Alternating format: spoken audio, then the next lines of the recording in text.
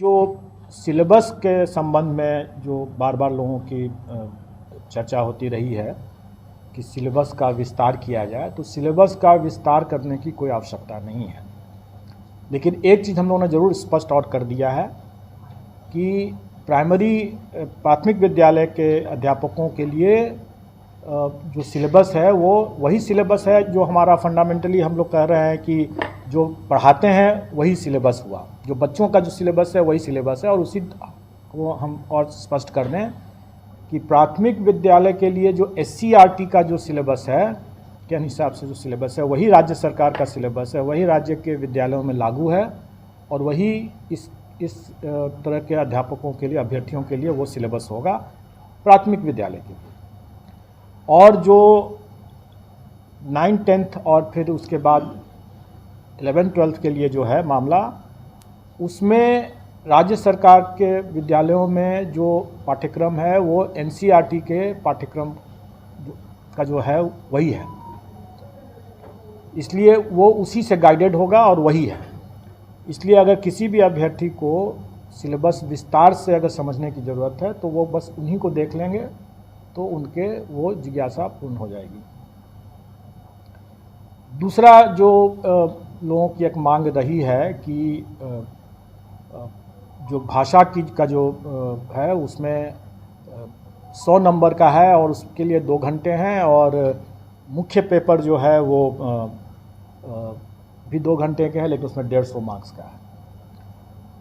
तो इसमें मैं बता दूं कि भाषा का जो है वो पहले भी मैंने स्पष्ट किया कि क्वालिफाइंग नेचर का है, उससे आपको मेरिट नहीं बनेगा, मेधा सूची उसके मार्क प्राप्तांक के आधार पर नहीं बनेगा। और इसलिए हम लोगों ने उसमें अधिक समय दिया है कि आप आराम से आप करें, उसमें घबराने की बात नहीं है, सिर्फ क्वालिफाइंग नेचर का है, लेकिन आप आराम से कर सकते हैं। लेकिन जो मुख्य पेपर है वो उसी पर मेधा आधारित होगा, प्रतियोगिता उसी पर है, तो उसमें हम लोग चाहेंगे कि जो अच्छे अभ्यर्थी हैं वो जल्दी बना पाएंगे और जो अच्छे नहीं हैं, उतने स्मार्ट नहीं है, वो थोड़ा उनको विलम्ब होगा। तो इसलिए हम लोगों ने ज़्यादा क्वेश्चन रखा है, लेकिन हम लोगों ने फिर आपस में विचार करके और अभ्यर्थियों की एक बड़ी मांग को ध्यान में रखते हुए हम लोगों ने पहले जो 150 क्वेश्चन रखा था उसको घटा करके 120 किया है मेन में। और पहले जैसे 100 और 50 का था कि 100 में उनका नॉलेज टेस्ट था और 50 में उनका इंटेलिजेंस का टेस्ट था, उसको हमने वो ब्रेकअप को हमने 80 और 40 के रखा है। और ये सभी मुख्य परीक्षाओं के लिए है, मतलब 120 क्वेश्चन रहेगा, 80 और प्लस 40।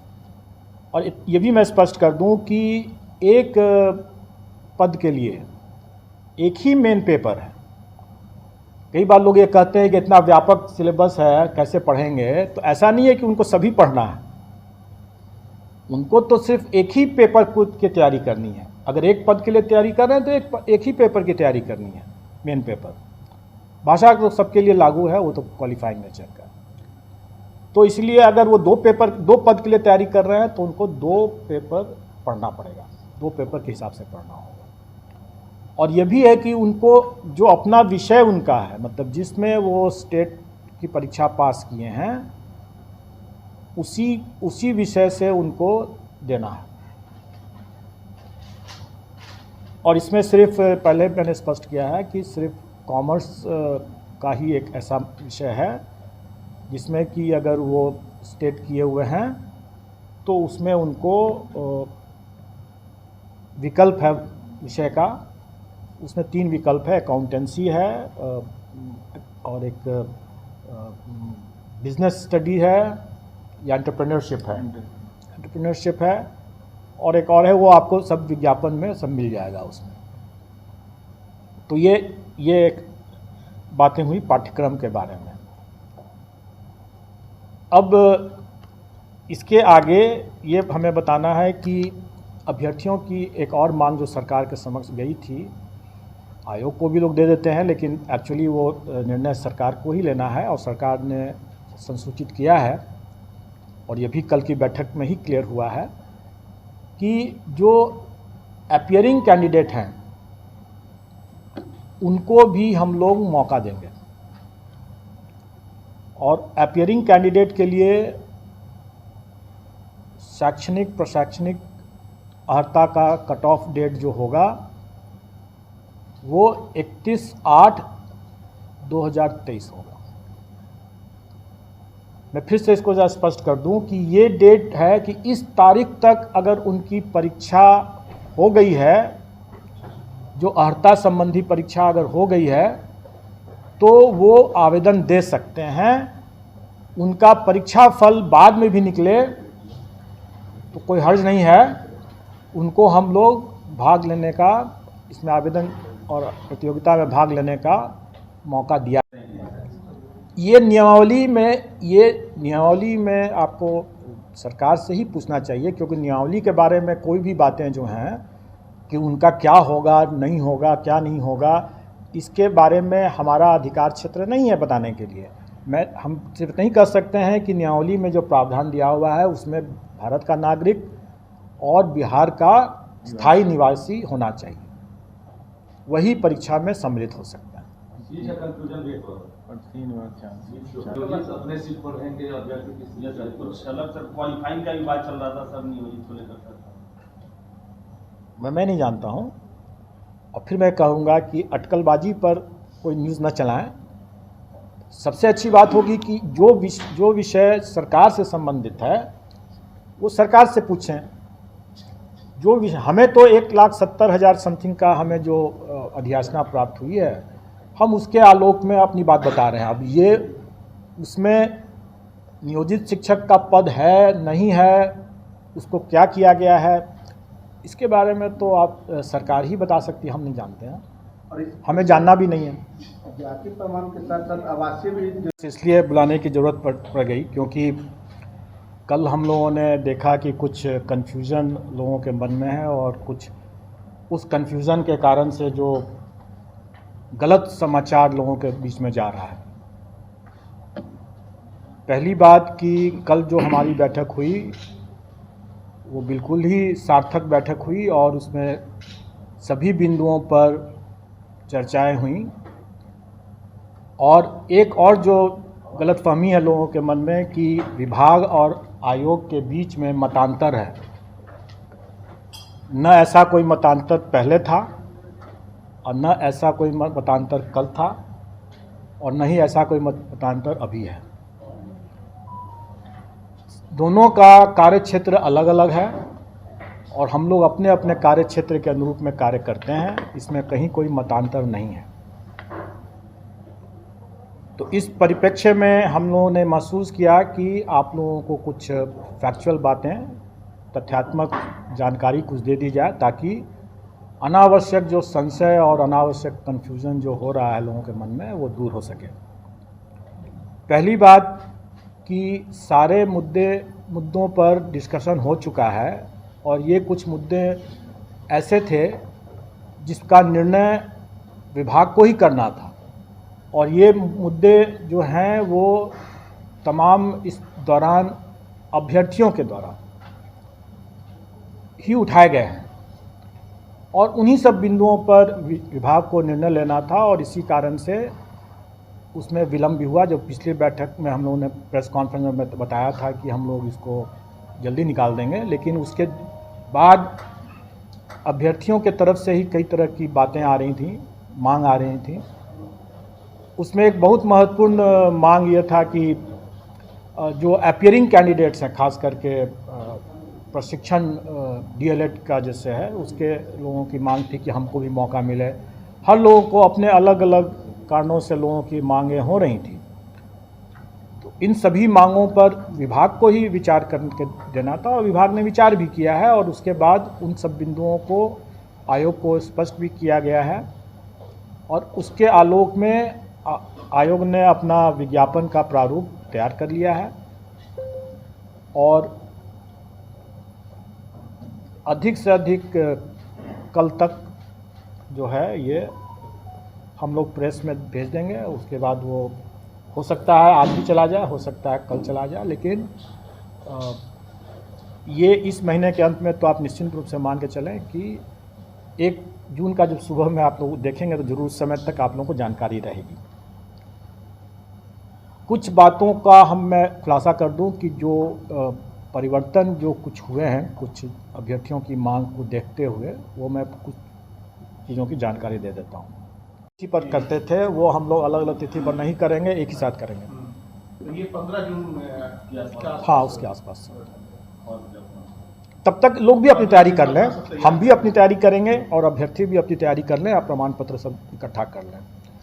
अब रही बात की एक और पॉइंट है आरक्षण से ही संबंधित कि नियमावली में ही दिया हुआ है कि महिलाओं के लिए जो प्राथमिक विद्यालय के लिए मामले में प्राइमरी स्कूल में वो 50% आरक्षण है महिलाओं के लिए।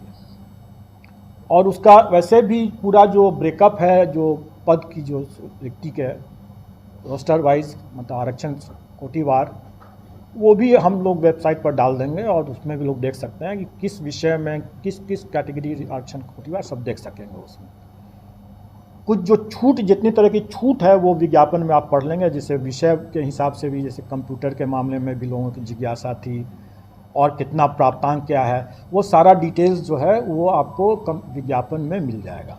सर कंप्यूटर के मामले में जो MCA वाले लोग हैं उनका कहना है आपको उसमें जितना भी डिटेल्स है उसमें इतने ढेर सारे, अगर मैं उसी की परीक्षा ले लूँ अगर, तो शायद उसमें भी हम लोग भी फेल कर जाएंगे। हर तरह की वो परीक्षा में वो दे सकते हैं, बशर्ते कि वो परीक्षा आयोजित तो हो। अगर मान लीजिए उसने अभी तक न सीटेट किया है, न बीटेट किया है, न STET किया है और न ही ग्रेजुएशन किया है, और फिर भी वो आकर के कह रहा है कि हमको संभावित है सारी परीक्षाएं एक साथ हो, तो अगर हो जाता है 100% वो उसका लक। सर ये हो गया DLED B.Ed C.Tet B.Ted की। मैंने फिर से मैं बता रहा हूं कि कोई भी परीक्षा अगर उसकी संभावित है तभी ना वो उसको उपयोग कर सकेगा, अगर संभावित ही नहीं है तो उसका उपयोग नहीं कर सकेगा। अगर वो संभावित ही नहीं है तो गलत बयानी कैसे कर सकता है वो। अब ये कहेंगे कि अगले साल वो परीक्षा होने वाली है तो उसका दावा आज ही कर लें, वो गलत बात हो जाएगी और वो दावा नहीं कर सकेंगे। और वैसा अगर गलत करते हैं तो फिर वो अपना चांस गंवाएंगे ही नहीं, बल्कि आगे के लिए डिबार भी हो जाएंगे। ये एक छूट है, उनको ये छूट दिया गया है कि वैसे कैंडिडेट जो कि वाकई में इसका लाभ लेने के लिए योग्य होंगे, मतलब कि उनकी परीक्षा, जैसे बहुत सी परीक्षा अभी जान रहा हूँ कि जैसे B.Ed की परीक्षा है, अभी B.Ed पटना यूनिवर्सिटी से भी कल हम लोगों ने चर्चा किया कि B.Ed की परीक्षा अभी हो गई है शायद, और उसका परीक्षाफल अभी घोषित नहीं हुआ है। तो स्वाभाविक है कि ये परीक्षाफल बाद में घोषित अगर होता भी है, चाहे 15 दिन में हो, 1 महीना में हो, 2 महीना हो, जब भी हो, हम उनको मौका देंगे, क्योंकि परीक्षा हो गई है संपन्न। तो परीक्षाफल निकलने में अगर विलम्ब भी अगर होता है तो उसके लिए हम उसको डिबार नहीं करेंगे, उसके लिए हम वंचित नहीं करेंगे, हम उनको मौका देंगे। तो ये कट ऑफ डेट की बात हो गई। अब मेरा एक लोगों से ये अनुरोध है कि बहुत बार लोग गलत अटकलबाजी के आधार पर लोग जो समाचार डाल देते हैं उससे थोड़ा परहेज करें। और एक बड़ा मामला आ रहा है जिसमें लोग ये प्रचारित कर रहे हैं कि जब आयोग आज तक मात्र साल में या इतने वर्षों में कुछ ही हजार नियुक्तियां जब कर पाई हैं, तो यह आयोग 1,70,000 नियुक्ति करने में 5 वर्ष से 10 वर्ष और कुछ कितने वर्ष लगाएंगे लोग। अब मैं ये कहूँ कि अगर हम कंबाइंड सिविल सर्विसेज में करीब 6 लाख अभ्यर्थी भाग लेते हैं और फाइनली सिलेक्शन जो होता है वो 800, 900, कभी 300 इस तरह से होता है, तो क्या बाकी अभ्यर्थियों का हम मेरिट लिस्ट नहीं बनाते हैं? उनके कॉपीज़ का या OMR शीट का हम इवैल्यूएशन नहीं करते हैं? हम तो करते ही हैं। हमको अगर 6 लाख लोगों का अगर परीक्षा देगा तो सभी 6 लाख लोगों का हमको OMR शीट का इवैल्यूएशन तो करना ही है। अब वैकेंसी जितना रहेगा हम उतना पास ऑन कर देंगे। हम तो सभी 6 लाख का करते ही हैं ना, उसके लिए हम 5 साल तो नहीं लेते हैं। तो इस तरह का जो गलत बयानी जो लोग कर रहे हैं, लोगों को गुमराह कर रहे हैं।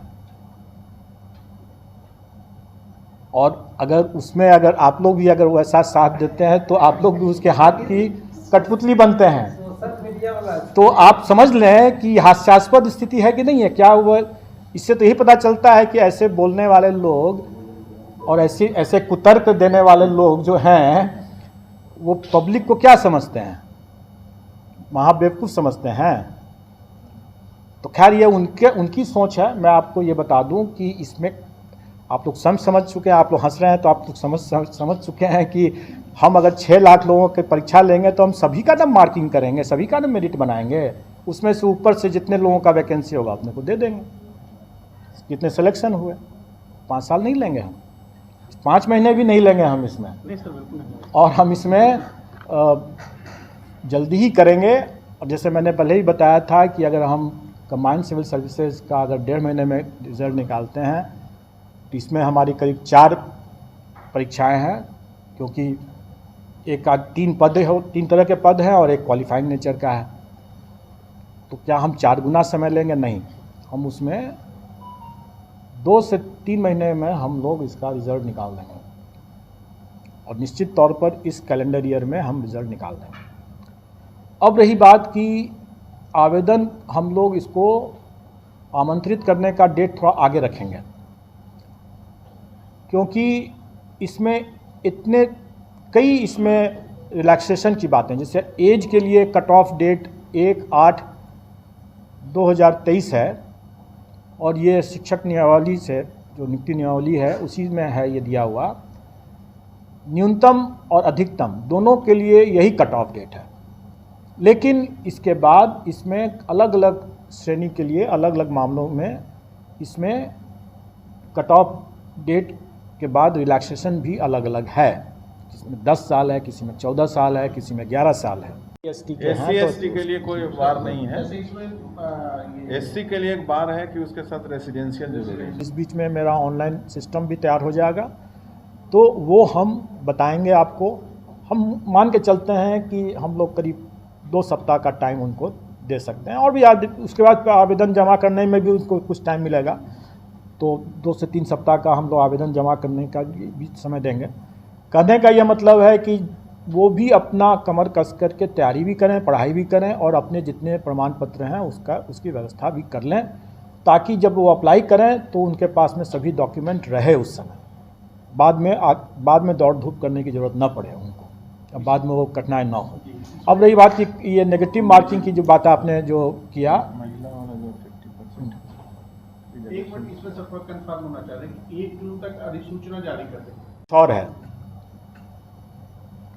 तो इसमें कई ऐसे हैं जिसको लेकर के हमें अपने आवेदन, ऑनलाइन आवेदन, चूँकि हम ऑनलाइन ही लेंगे, इसमें ऑनलाइन आवेदन को तैयार करने में हम लोग को समय लगेगा उसके लिए। लेकिन हम ये भी कह रहे हैं कि जो अभ्यर्थी इसमें आवेदन देंगे ऑनलाइन और जिनका परीक्षा फल निकला हुआ है और बाकी जो प्रमाण पत्र, जैसे उनको अपने आरक्षण संबंधी जो प्रमाण पत्र हैं, EWS संबंधी प्रमाण पत्र हैं, डोमिसाइल संबंधी प्रमाण पत्र हैं, उनको वो आवेदन के साथ अटैच करना अनिवार्य है। ये नहीं होगा कि हम बाद में हम दे देंगे, अभी हमारे पास नहीं है, अब डिक्लेयर कर देते हैं लोग और बाद में बोलते हैं कि हम ला रहे हैं, नहीं लाते हैं। इसमें हम लोग ये कर रहे हैं कि नहीं, आपको उसी के साथ ही देना है।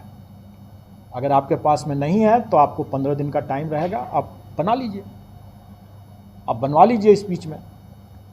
लेकिन जब आप जमा करेंगे आवेदन तो आप सभी दस्तावेज के साथ जो प्रमाण पत्र आपके हैं, परीक्षा फल अगर आपका निकला हुआ है तो वो भी है, वो सभी को की छाया प्रति आपको लगा करके ही देना है। बाद में उसमें लगाने का या जमा करने का मौका नहीं दिया जाएगा।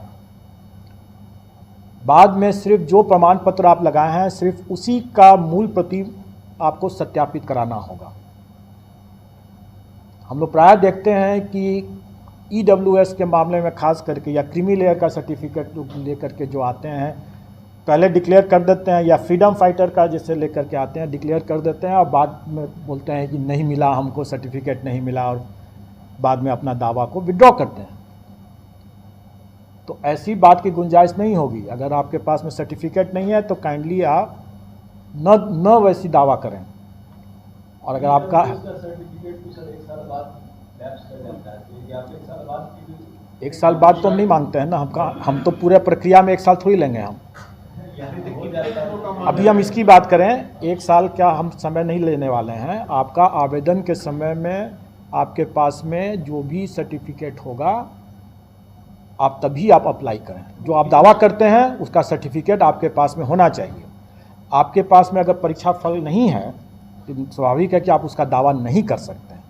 तब आपको आपके पास संभावित जो परीक्षा होने वाली है, या आप ये घोषणा आपको देना होगा कि अगर आपने परीक्षा दे दिया है और आपके पास में सर्टिफिकेट अभी नहीं मिला है, प्रमाण पत्र, तो आपको ये अंडरटेकिंग देना होगा कि आपने परीक्षा दे दिया है या परीक्षा होने वाली है और आप उसमें देने वाले हैं, और आप समय पर आप जब मांगा जाएगा तो सत्यापन के समय में आप मूल दस्तावेज दे पाएंगे, अन्यथा आपकी पात्रता नहीं मानी जाएगी, स्वीकार नहीं की जाएगी। ये चीज़ उनको देना होगा अंडरटेकिंग। अब इसका रिजर्वेशन और डोमिसाइल कितना पुराना चलेगा? देखिए, रिजर्वेशन की बात जो है, आरक्षण तो अगर EWS का जैसे उन्होंने कह ही दिया कि 1 साल का है, लेकिन अगर दूसरे जो वर्टिकल रिजर्वेशन जिसे कहते हैं जाति आधारित जो आरक्षण है, उसमें मैं समझता हूँ कि डेट का तो कोई है ही NCLC जो देता क्रीमी है, लेयर का अलग रहेगा। जो क्रीमी लेयर रहता है वो करंट होना चाहिए, और ये जो EWS का बोले हैं वो फाइनेंशियल ईयर के लिए, जैसे ये फाइनेंशियल ईयर में अप्लाई करें। आ रहा है कट ऑफ, इसलिए ये आपने कहा नेगेटिव मार्किंग के लिए, इस पर भी लोगों ने बहुत चर्चा किया कि मतांतर है। ऐसा कोई मतांतर नहीं है, किसी भी बिंदु पर कोई मतांतर नहीं, और सबकी सहमति से और अपने अपने क्षेत्राधिकार से, जिसको जो क्षेत्राधिकार है, विभाग का, आयोग का जो क्षेत्राधिकार है, उसके उन सीमाओं में रहते हुए और आपस में विचार विमर्श के बाद ही कोई निर्णय लिया जाता है। तो इसमें नेगेटिव मार्किंग रहेगा, मेन पेपर में नेगेटिव मार्किंग रहेगा। और कोई 4 में 1 रहेगा सर। 4 उसके बारे में जब हम भी जब क्लियर हो जाएंगे तो आपको बता देंगे, राइट। क्योंकि कुछ बातें ऐसी हैं जो कि समय आने पर जरूर बता दिया जाएगा, और कैंडिडेट्स को हम लोग एग्जामिनेशन देने के पहले उनको जरूर बता देंगे। लेकिन उससे आप स्वयं सोचें कि उससे क्या हमारे परीक्षा की तैयारी में कोई अंतर आएगा क्या? हम 4 लें, ऑप्शन दें, 5 ऑप्शन दें, उससे क्या फ़र्क पड़ता है? परीक्षा की तैयारी तो आदमी को ईमानदारी से अपना करते ही रहना है ना।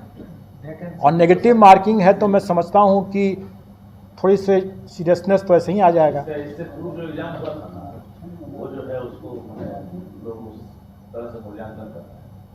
हेडमास्टर की परीक्षा जो हुई थी, नेगेटिव का परिणाम और इसके परिणाम से लोग तुलना कर लेते हैं। मामला यहाँ आम को अमरूद के साथ मत तुलना करें। आप हेडमास्टर जो थे वो क्या सरकारी शिक्षक थे या नहीं थे? उसके जो अभ्यर्थी थे वो सरकारी शिक्षक थे कि नहीं थे? और वर्तमान के जो इस मामले में जो अभ्यर्थी हैं वो सरकारी हैं कि नहीं हैं? क्या बोला जाए, ये बोलेंगे। तो आम और अमरूद को आप कैसे आप बराबर करके चलते हैं? अब जिसको भी आप आम समझिए, जिसको भी अमरूद समझिए, लेकिन आप अपनी विवेक से अपना इस्तेमाल कर सकते हैं। उसकी तुलना और उसमें अभ्यर्थियों के तैयारी की तुलना इससे मत करें। ये भिन्न परीक्षा है, वो भिन्न परीक्षा थी, उसके भिन्न अभ्यर्थी थे, उनका बैकग्राउंड डिफरेंट था, उनका स्टेटस डिफरेंट था। इनका स्टेटस डिफरेंट है, इनका बैकग्राउंड डिफरेंट है, ठीक है। इसमें सर तो दोनों का तो हमको उसका आवासीय जो है प्रमाण पत्र की आवश्यकता पड़ती ही है और पड़ेगी। अब जैसे कोई व्यक्ति रेंट में रहता है तो उसका जो अगर ये यहाँ बनेगा वो अस्थायी बनता है। हमें स्थायी निवासी चाहिए। तो बन जाता है स्थायी निवासी का। आपके पास पिछली जो परीक्षाएं हुई है उसमें बिहार राज्य की जो महिला उम्मीदवार है उनको कुछ खास जो पात्रता परीक्षा है उसमें परसेंटेज का छूट दिया है जनरल में, उसको कैरी करेंगे या? देखिए, मैंने आपको क्या कहा कि इतने ढेर सारे उसमें छूट के कंडीशंस हैं एज में है, जो अपनी जो प्राप्तांक है उनकी परीक्षाओं में उसमें है, सबके लिए अलग अलग है और उसमें फिर छूट भी है। इस पूरे चीज़ों को एक बारगी अगर आपसे पूछा जाए तो कोई नहीं समझ बता सकेगा। बेहतर होगा कि विज्ञापन में हम लोग उन सारे पॉइंट्स को डाल रहे हैं, उसको आप पढ़ें और समझें और उसके हिसाब से फिर अपना निर्णय लें कि क्या है क्या नहीं है। एक और सवाल, एग्जाम की तारीख जो आपने टेंटेटिव बताया है उसमें कोई फेरबदल परिवर्तन फिक्स? अभी टेंटेटिव है। टेंटेटिव वर्ड का मतलब क्या होता है? अनुमानित है, संभावित है, अभी अस्थायी रूप से वो तय किया हुआ है। लेकिन अगर आप ट्रैक रिकॉर्ड देखेंगे अगर आयोग का भी हाल फिलहाल के समय में, तो आप समझ लें कि यह टेंटेटिव जो चीज़ है यही अस्थायी है कि स्थायी है, ये आप स्वयं निर्णय ले लें। ये हमारे हिसाब से तो अभी हमारे लिए तो वही स्थायी है।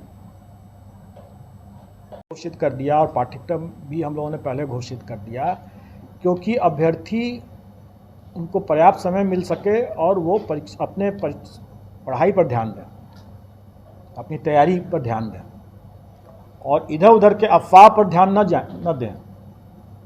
मुझे आप लोग से भी बार बार अनुरोध है कि ऐसे कुतर्क जो अभी मैंने जिसकी चर्चा किया और कुछ और भी जो अनावश्यक, अरे हमारे और विभाग के बीच में मतांतर नहीं है, आप लोग शायद चाहते हो ऐसा तो अब दूसरी बात है, लेकिन हमारे विभाग के बीच में कोई मतांतर नहीं है। लेकिन आप कल या परसों जब विज्ञापन आपको जब देखने को मिलेगा तो आप स्वयं समझ जाएंगे कि इतने ढेर सारे कंडीशंस को देख करके उसमें जो माइंड अप्लाई करना होता है, कितने बिंदुवार उसको जो समझना होता है, उसके इनको डिटेल्स को बिना समझे हुए, उसका इंट्रिकेसीज को बिना समझे हुए उसको तैयार नहीं किया जा सकता है। इसलिए ये चीज़ स्वाभाविक तौर पर इतना भारी भरकम है, इतना इसमें काफ़ी इफ्स एंड बट्स हैं, उसको समझ करके तैयार करने में समय लगना स्वाभाविक है और अब वो समय आ चुका है, हम लोग कर रहे हैं। ये बिंदु लोग डिमांड करते रहे हैं और मैं समझता हूं कि अगर इस पॉइंट पर अगर किसी को अभी भी अगर कोई संशय है तो पूछ लेंगे। 31 अगस्त 2023 परीक्षा हो जानी चाहिए। यस, और ये इस तारीख तक परीक्षा सिर्फ में उसको हो जानी है तो वो भाग ले सकते हैं। ये तो परीक्षा फल जब भी आएगा तब आएगा। ये वो छात्र होंगे जो टेट क्वालिफाइड किए होंगे, वही ना सर? जो भी अर्हता संबंधी परीक्षा है, अगर वो उनका पेंडिंग है, या तो परीक्षा नहीं हुई है या परीक्षा फल उसको नहीं मिला है, तो दोनों ही स्थिति में वो भाग ले सकेंगे बशर्ते इस तारीख तक उनकी वो परीक्षा संपन्न हो जाए और उसमें वो भाग ले लें। सबके लिए जिसका होगा सर वही का जो जिसका पीरियड लंबी है। कई कम्बिनेशन हो सकते हैं, उसको आप उस कम्बिनेशन की बात आप मत सोचें, अभी करें। कुछ के लिए कुछ लागू होगा, कुछ के लिए कुछ और लागू होगा, कुछ की कुछ और बातें होंगी। मैंने आपको एक विस्तार से ये बता दिया कि जो भी अर्हता संबंधी परीक्षाएं उनको देनी है, अगर वो परीक्षा 31/8/2023 तक संपन्न हो जा रही है या अगर पहले संपन्न हो चुका है और उसका परीक्षा फल अभी नहीं हुआ है तो भी वो दे सकते हैं, और परीक्षा फल उनको बाद में निकलता है तो भी वो दे सकते हैं, क्योंकि हम लोग जब उनका डॉक्यूमेंट वेरिफिकेशन के लिए, जब उसके कागजातों के प्रमाण पत्रों के सत्यापन के लिए जब उनको आमंत्रित करेंगे, तब उस समय उन्हें उस परीक्षा में का एडमिट कार्ड, जिसमें कि वो कह रहे थे कि हम 31 अगस्त तक अपीयर हो रहे हैं, उसका एडमिट कार्ड दिखाना होगा और फिर उस समय उसका परीक्षा फल भी दिखाना होगा जब हम डॉक्यूमेंट वेरिफिकेशन के लिए उनको बुलाएंगे। सर यहाँ पे एक सवाल है, ये जो आप मैंने क्या कहा? मैंने कहा कि अर्हता संबंधी कोई भी परीक्षा उनको, लेकिन ये नहीं हो सकता है कि अगर इस कट ऑफ डेट के बाद वाली परीक्षा में भी अगर वो बाद में अगर कोई परीक्षा होने जा रही है, अगले साल कोई परीक्षा होने जा रही है, तो आज झूठा डिक्लेरेशन दे करके वो अपीयर हो जाएं, वैसा नहीं होगा, क्योंकि उसके लिए हम लोग उसको वचनबद्धता लेंगे और अगर उसमें अगर वो पाते हैं कि नहीं उसने एडमिट कार्ड उसके पास में नहीं है उस तरह की परीक्षा का, तो फिर हम लोग उसको ब्लैक लिस्ट वगैरह करने की, गलत बयानी के लिए ब्लैक लिस्ट करने की बात करेंगे। जो परीक्षा 31/8/2023 तक संभावित है, वैसे ही मामलों में, और उनका अगर उसमें कोई परीक्षा अगर रुका हुआ है या परीक्षा फल रुका हुआ है तो वो अप्लाई कर सकते हैं। उसमें सर इसका जो सवाल था, इसका सवाल ये था कि बीएड या सीटेट, जो सीटेट मान लीजिए कि सीटेट भी लंबित है, 31 अगस्त तक हो गया सीटेट, तो वो भी अप्लाई कर